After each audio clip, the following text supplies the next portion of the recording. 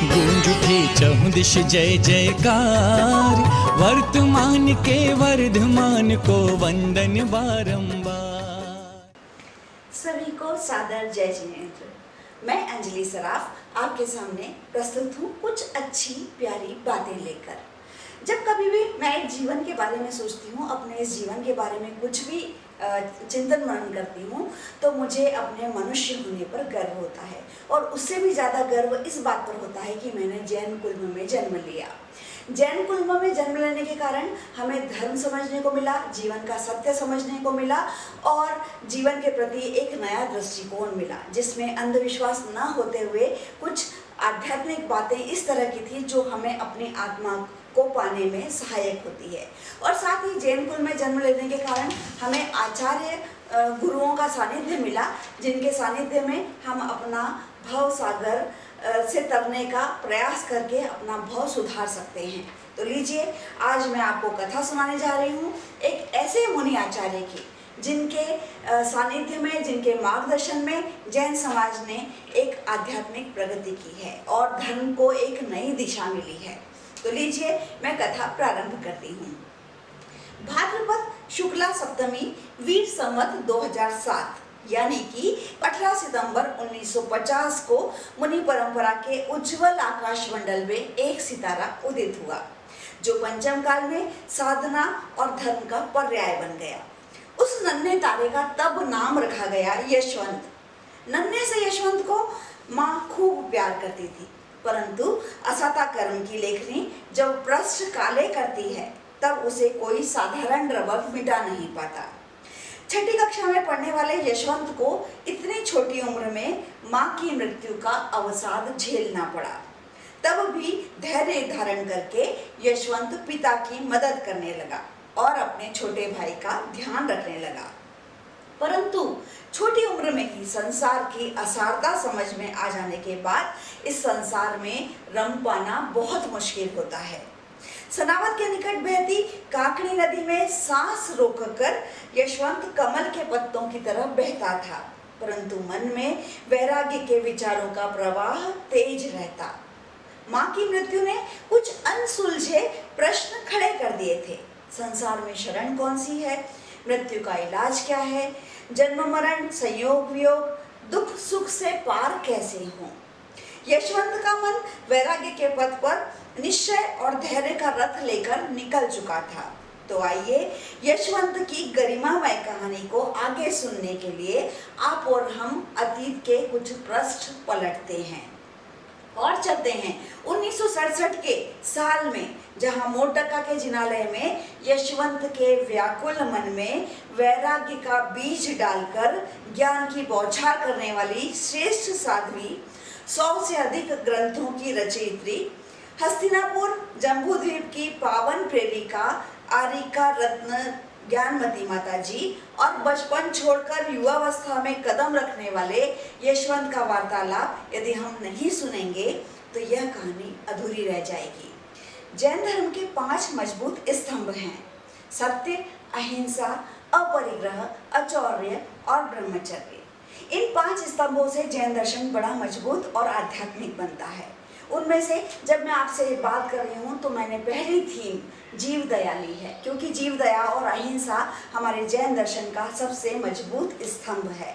इसके बाद भी जब मैं आपसे बातें करूँगी तो बाकी स्तंभों को हम केंद्र बिंदु में रखकर और एक एक स्तंभ की बात करते जाएंगे और हमारी कथा को आगे बढ़ाते जाएंगे। तो लीजिए, हम जिस बात पर थी उसी बात पर आती हूँ कि हम छुप कर सभी जन ये देखते हैं कि मोरटक्का के एक जिनालय में ज्ञानमती माता जी और नन्हा सा यशवंत, जो कि बड़ा होने की कगार पर है, छुप कर दोनों क्या बातें कर रहे हैं, आपस में क्या चर्चा कर रहे हैं, हम छुप कर सुनते हैं। लीजिए। प्रणाम, स्वीकार करें। स्वस्ति, कल्याण हो। मुझे आपसे कुछ पूछना था, परंतु संकोच होता है। यदि प्रश्न सही है तो उसमें संकोच का कोई स्थान नहीं होना चाहिए। पूछो, क्या पूछना है? मेरे मन को विश्राम नहीं है, मानसिकता मेरे मन को चलायमान करती रहती है। तुम जिस बाल अवस्था में हो उस समय में तो अन्य बालक खेलने में ही मन में रहते हैं। मानसिक व्यथा को स्थान ही क्यों देते हो? पूछो, मुझसे क्या पूछना है? आपके मुख पर शांति, स्थिरता, प्रसन्नता के भाव स्पष्ट प्रतिलक्षित होते हैं। इसका क्या राज है माता जी, और ये संसार क्या है? सारे प्रश्न एक साथ ही पूछ लोगे? चलो अच्छा, संसार के विषय में बताती हूँ। चार धातुओं से बने इस लोक का न तो कभी प्रारंभ हुआ था, न ही कभी अंत होगा। यह तो अनादि अनंत है और रहेगा। इस विश्व का वर्षों का भूतकाल व्यतीत हो चुका है और भविष्य काल भी अनंत ही होगा, ऐसा शाश्वत सत्य है। माता जी, सभी कहते हैं मोह बुरा है, परंतु ये मोह क्या है? इस संसार भ्रमण को करते हुए प्रत्येक जीवों ने अन्य जीवों के साथ माता पुत्र, भाई बहन और पति पत्नी के संबंध हो चुके हैं। इन रिश्तों के कारण ही हम मोह में पड़ जाते हैं। जो कभी प्रिय होते हैं वे ही कभी अप्रिय भी हो सकते हैं। वास्तव में न कोई किसी का मित्र होता है और न शत्रु, सब परिस्थितियों के संयोग है। थोड़ा सरल करके बताइए। यह संसार अर्थात भव भव का चक्र गहन पीड़ा, व्यथा और दुख देने वाला होता है। वस्तु और साधनों में सुख तो प्रतीत होता है, परंतु अंत में दुख ही प्राप्त होता है। तो फिर सुख का उपाय क्या है? इंद्रियों पर अंकुश लगाना, और वो संयम, व्रत, नियम, देव शास्त्र गुरु की आराधना से होता है।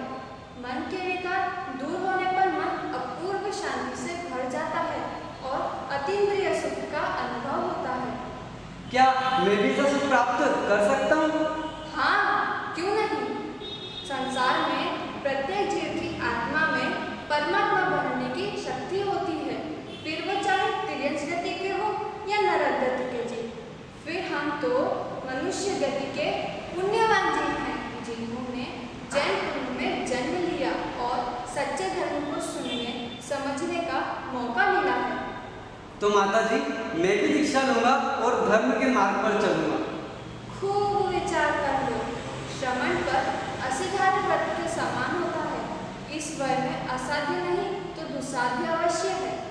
अर्थात साधना, तपस्या का मार्ग सुख देने वाला तो होता है, परंतु अत्यंत कठिन है। इंद्रियों पर तो वश में करना सहज नहीं होता। पहले पक्का निश्चय कर लेना, तभी इस मार्ग पर कदम रखना। इस धर्म के पथ पर चलने का मार्ग बताइए। खान पान और विषय कषाय मनुष्य और पशु दोनों में पाए जाते हैं, परंतु धर्म का आचरण मनुष्य को पशु से भिन्न और श्रेष्ठ बनाता है।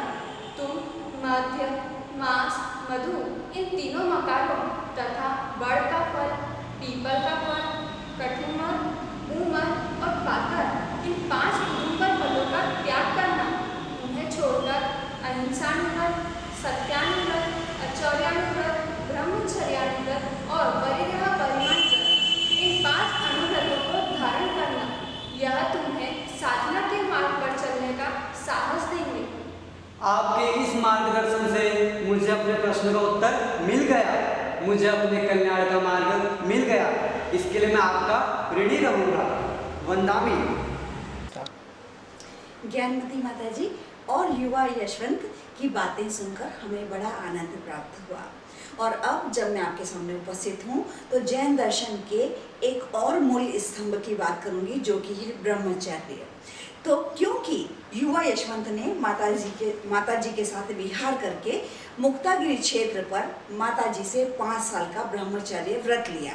बाद में सन 1968 में बागीदोरा में आचार्य श्री विमल सागर जी महाराज से मोक्ष मार्ग का प्रथम सोपान आजीवन ब्रह्मचर्य व्रत लिया।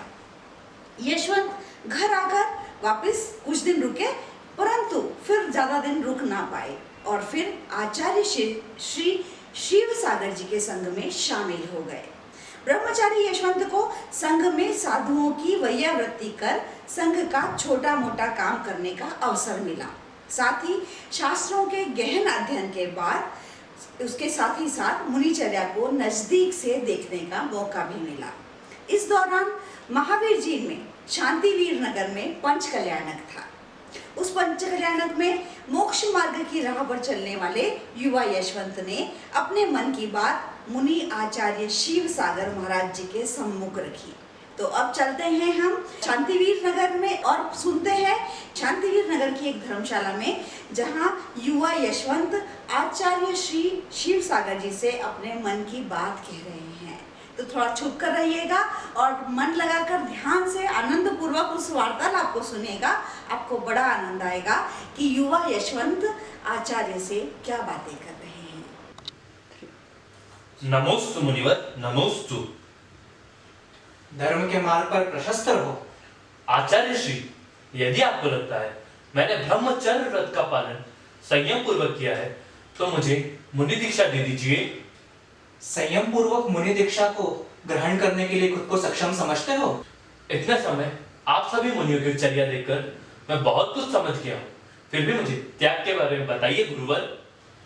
हमारी सभी प्रवृत्तियों के मूल मन, वचन और काय है। आत्मज्ञानी होने के लिए हमें अभी मन और वचन से तो छूटना पड़ेगा।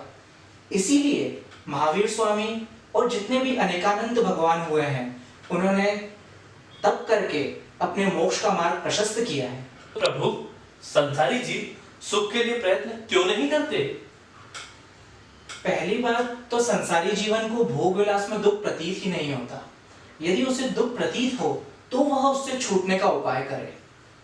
और साकावेदनीय कर्मों के उदय से कुछ समय के लिए, कुछ क्षणों के लिए यदि सुख प्रतीत भी होता है तो वह सुख आभास मात्र ही है, वह सच्चा सुख नहीं है।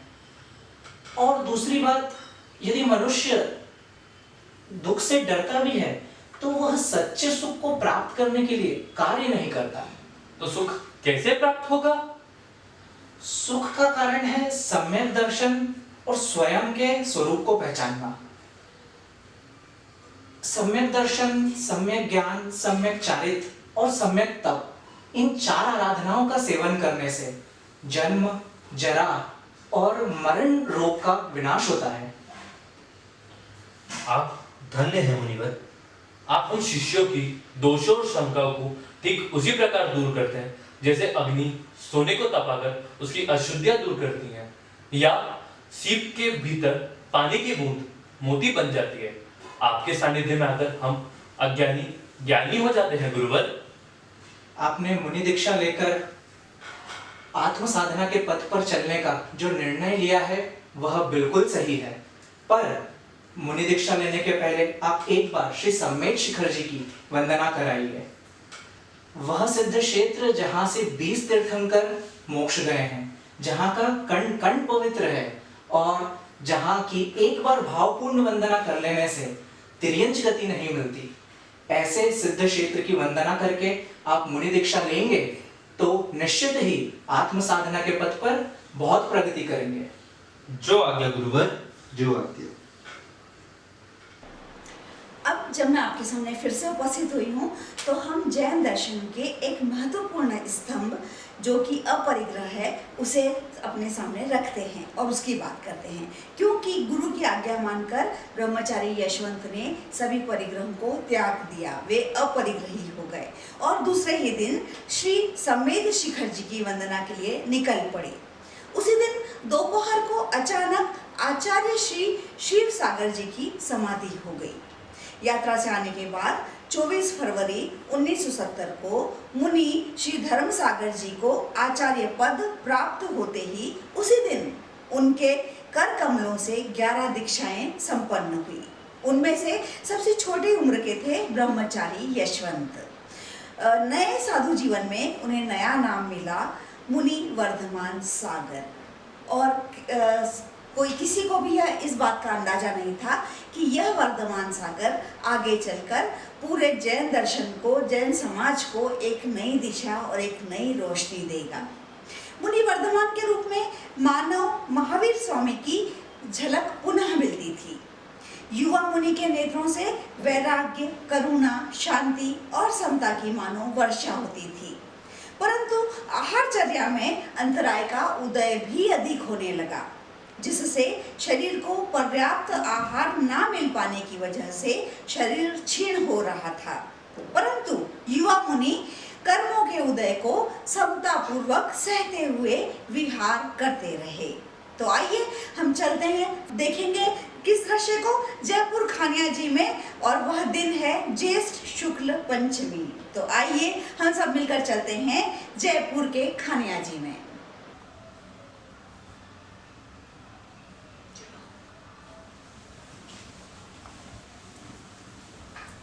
नमोस्तु मुनिवर। मुनिवर, लगातार आपके आहार के समय अंतराय उपस्थित हो रहा है। शरीर को कार्य करने लायक ऊर्जा तो आवश्यक ही है, अन्यथा यह कार्य कैसे करेगा? अंतराय कर्म को समता द्वारा ही झेला जा सकता है। मैं लगातार समता धारण किए हुआ हूँ। ये कर्म के उदय भी निकल जाएंगे। व्याकुलता करने पर तो नवीन कर्म बन जाएंगे। फिर जब वे उदय में आएंगे तो उन्हें भी भुगतना पड़ेगा। आप मेरी चिंता ना करें। जितने अंतराय कर्म प्रबल होकर उदय में आएंगे, मैं उतना ही कड़ा संयम धारण कर लूंगा। परंतु मुनिवर, भोजन अर्थात आहार के अभाव में आपका शरीर व्याधियों को पकड़ रहा है। अनादिकाल से लेकर अब तक हमने अनंत वस्तुओं का भक्षण किया है, फिर भी हमारी भूख शांत नहीं हुई। क्या क्या नहीं खाया, नर्क लोक की अपार वेदना सही, नर्क लोक की अपार वेदना सही, तो उस भूख के आगे इस तुच्छ भूख की क्या चिंता। धिक्कार है मुझ पे जो मेरे अंदर खाने की इच्छा भी उत्पन्न हुई। आप मेरी चिंता ना करें, मैं 12 भावनाओं का चिंतन मनन करके इसे भी जरा दूंगा।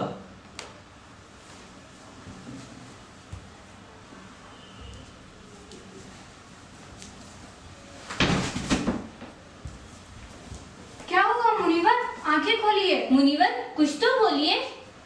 मुनिवर, आंखें खोलिए। मुनिवर,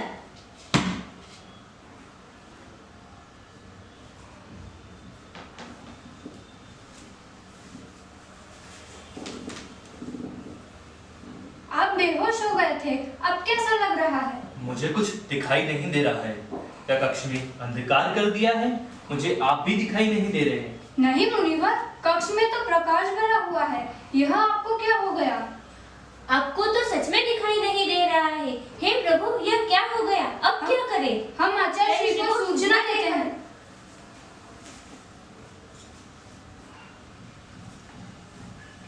मुनिवर, आचार्य श्री प्रतिक्रमण कर रहे हैं। संकट की स्थिति में यह सूचना उन्हें दे दी गई है। यह बात सुनकर वे बड़े धर्म संकट में लग रहे थे। हाँ हाँ मुनिवर, वह बड़े धर्म संकट में लग रहे हैं। मुनिवर, हमें आपको डॉक्टर को दिखाना चाहिए। एलोपैथी दवाइयाँ और चिकित्सा से आपकी आंखों की ज्योति आ जाएगी। देर करने पर अनर्थ हो सकता है। हाँ, हमें शीघ्रता करनी चाहिए। मैं तुरंत एलोपैथी डॉक्टर को बुलाकर लाती हूँ। इस बात की मुझे आज्ञा दीजिए। धैर्य रखिए, धैर्य रखिए। आचार्य श्री इस मामले में विवश होंगे। उनकी व्यवस्था को मैं ही समझ पाऊंगा। आचार्य भगवान गुणों के सागर और ज्ञान आदि के अक्षय भंडार होने पर भी धर्म संकट में होंगे। उनके धर्म संकट को मैं ही समझ पाऊंगा। मुनि धर्म अंगीकार करने के बाद मैं एलोपैथी दवाओं का सेवन नहीं कर सकता, यह वह भी जानते हैं। परंतु मेरे प्रति करुणा भाव, मतलब मेरी वेदना के प्रति करुणा भाव उन्हें इस चिकित्सा के लिए प्रेरित कर रहा होगा। तो फिर देर करना ठीक नहीं मुनिवर। एलोपैथी दवाइयाँ और चिकित्सा अभी आपकी आंखों के लिए आवश्यक है।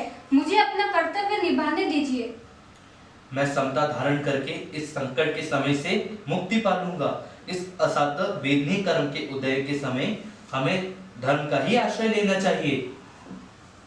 परंतु मुनिवर, इस धर्म के मार्ग पर किंतु परंतु शब्द का कोई स्थान नहीं। धर्म तो धारण करने की वस्तु है, इसमें शंका कुशंका का क्या काम। जब पूज्यपाद स्वामी आकाश मार्ग से गमन कर रहे थे, तब सूर्य की गर्मी से उनकी नेत्र ज्योति चली गई थी। तब उन्होंने वहीं पर इस शांति भक्ति स्त्रोत की रचना की थी। अगर मेरी भक्ति, श्रद्धा, संयम में ताकत होगी तो मेरी भी नेत्र ज्योति इसी मार्ग से वापस आ जाएगी। विषम प्रसंग आने पर मैं संलेखना ले लूंगा, परंतु ऑपरेशन नहीं करवाऊंगा और ना ही एलोपैथी दवाओं का सेवन करूंगा। ब्रह्मचारी जी, मुझे पहाड़ी पर बने चंद्रप्रभु भगवान के मंदिर में ले चलिए। चलिए मुनिवर। जैन दर्शन की एक मजबूत सीढ़ी लेकर मैं उपस्थित हुआ हूँ, जिसका नाम है सत्य। क्योंकि मुनि वर्धमान सागर जी ने सत्य का साथ नहीं छोड़ा। बहुत ही आध्यात्मिक दृष्टि उपस्थित होता है चंद्रा प्रभु भगवान के मंदिर के प्रांगण में पूरा संघ और मुनि वर्धमान सागर जी शांति भक्ति पाठ कर रहे हैं। ऐसा लग रहा है मानो शांति पाठ को रचने वाले ही धरती पर उतर आए हो। श्री शांतिनाथ भगवान की न स्नेहाक्षरणं प्रियांति भगवन् पादाद्वयं ते प्रजा हेतोस्तत्र विचित्र दुःखनिचयः संसार घोरार्णवः अत्यन्तस्फुरिदग्ररश्मिनिकिरा व्याकीर्ण भूमण्डलो ग्रेष्मः कारयतीन्द्र पादसलिल छायानुरागं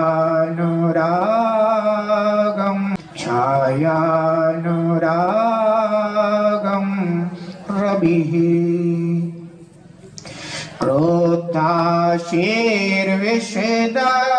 क्रोधाशीर्विषदष्टदुर्जय विशद ज्वालावली विक्रमो विद्यावेशज मंत्रितो यहवनैर्याति प्रशान्तिं यथा तद्वत्ते चरणारुणाम्बुजयुगस्तोत्रोन्मुखानां नृणां विघ्नाकाय विनायकाष्ट लगातार 3 घंटे शांति भक्ति स्तोत्र पाठ चलता रहा। अचानक अरे मुझे मेरी नेत्र ज्योति फिर से मिल गई।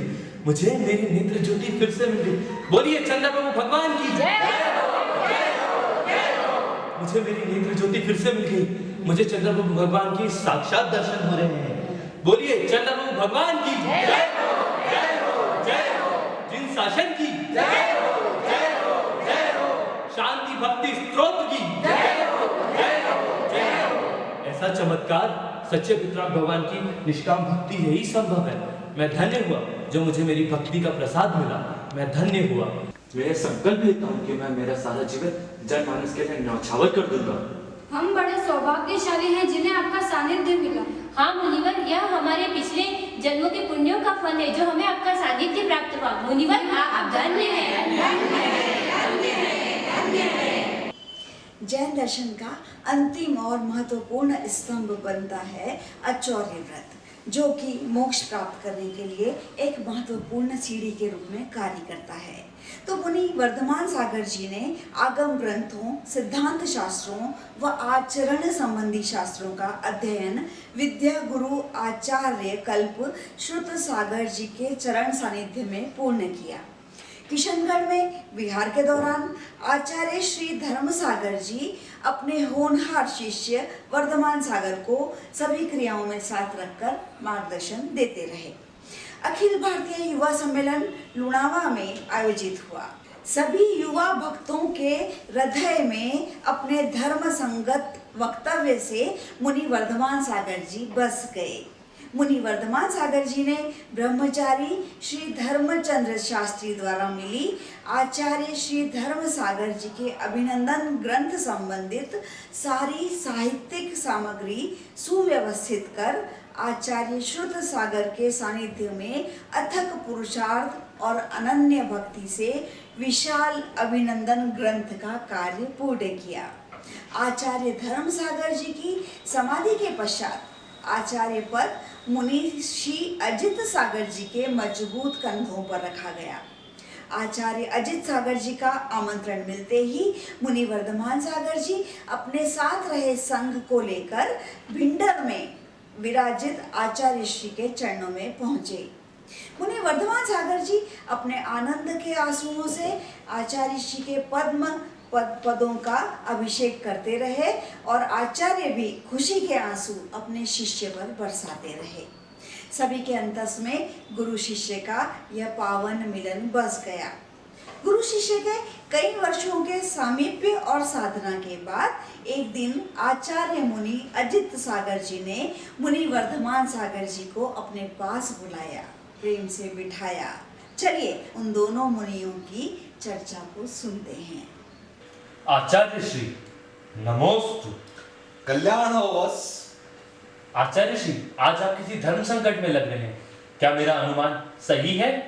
हाँ वत्स, ऐसा लगता है कि आपको जीवन में सबका मन पढ़ने की विद्या प्राप्त हो गई है। हर किसी को अपने जीवन में एक बड़ा निर्णय लेना होता है, अतः मैं आपसे कुछ प्रश्न पूछूंगा, इसे अन्यथा न ले और न ही इसे अपनी परीक्षा समझे।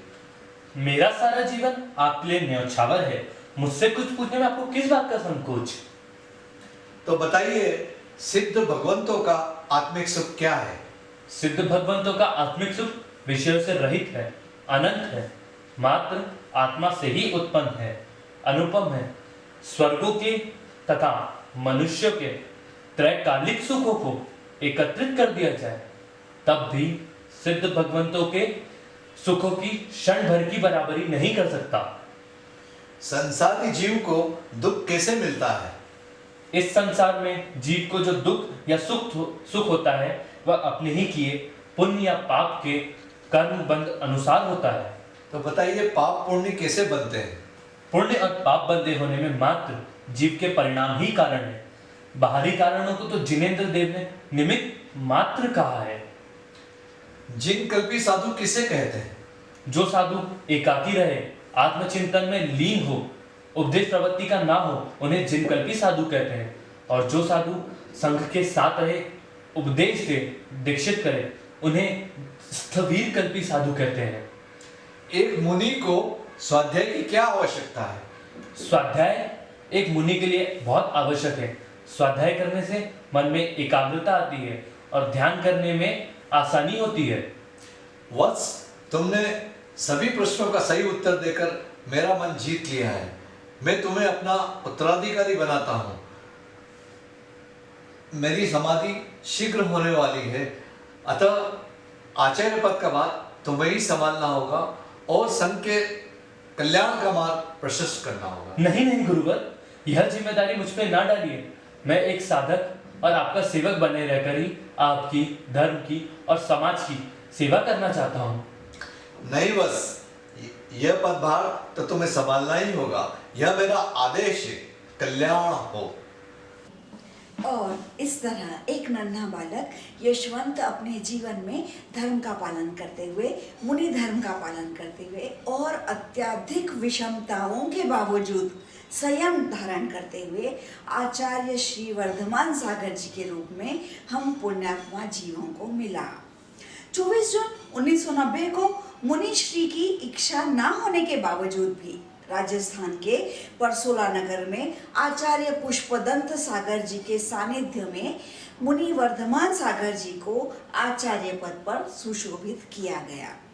इस मंगल अवसर पर पिच्छिका भेजकर आचार्य विद्यानंद जी ने अपनी शुभकामनाएं भेजी। आचार्य बनने के बाद पहला चातुर्मास मंगल प्रवचन, स्वाध्याय, व्रत, उपवास के साथ परसोला में संपन्न हुआ। तब से आज तक हम सभी श्रद्धालु आचार्य मुनि वर्धमान सागर जी के फूटने वाली धर्म गंगा में स्नान कर रहे हैं और हमारा मनुष्य जन्म सार्थक कर रहे हैं। इस पंचम काल में ऐसे गुरुओं की कृपा दृष्टि के कारण ही हमारे कर्म बंध शिथिल होते हैं और हमारे भी आत्मकल्याण का मार्ग प्रशस्त होता है। इस आध्यात्मिक नाटिका को देखने के बाद हमें भी अपने अंतर में कहीं कर्मों के जाल से छूटने का मन करता है। मैं भावना भाती हूँ कि हम सभी के अनंत भवों के दुख इस भव में छूट जाए और हमारा मोक्ष मार्ग ऐसे आचार्य वर्ग के सानिध्य में प्रकाशित हो। मैं अंजलि सराफ अंत में इन शब्दों के साथ इस नाटिका को विराम देती हूँ कि अगर देखना चाहते हो आप मुनि वर्धमान सागर जी की उड़ान को, अगर देखना चाहते हो आप मुनि वर्धमान सागर जी की उड़ान को, तो जरा और ऊंचा कर दो इस नीले आसमान को, तो जरा और ऊंचा कर दो इस नीले आसमान को। सभी को जय जिनेंद्र।